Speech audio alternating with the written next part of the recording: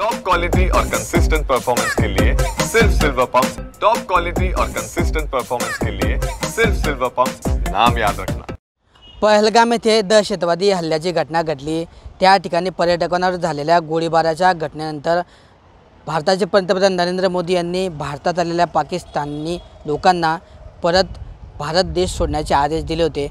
यानंतर जळगावच्या जिल्हा पोलीस प्रशासनाकडून या ठिकाणी जळगाव जिल्ह्यामध्ये आलेल्या पाकिस्तानी नागरिकांची पडताळणी करण्यात आली होती आणि या पडताळणीनंतर जे आहेत की यात आकडेवारी समोर आली होती। त्यानुसार जळगाव जिल्ह्यामध्ये एकूण 405 जे आहेत या ठिकाणी सिंधी समाज बांधव जे वास्तव्यास आहेत ते पाकिस्तानातून आलेले असल्याची माहिती आहे।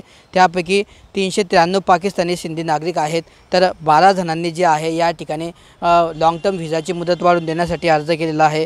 तर 3 ज्या महिला आहेत त्या मुस्लिम महिला पाकिस्तानातून या ठिकाणी जळगावमध्ये वास्तव्य करत असल्याची आकडेवारी समोर आली आहे। तर त्यापैकी एक महिला ही 2 महिन्यापूर्वीच नोरी व्हिसावर जी आहे पाकिस्तानात गेली होती, मात्र ती अद्याप परतलेली नाही।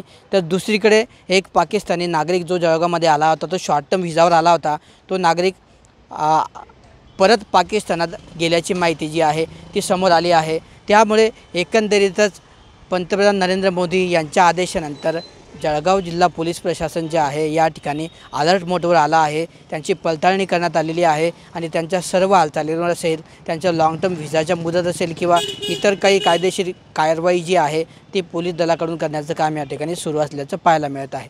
किशोर पाटील, TV9 मराठी, जळगाव।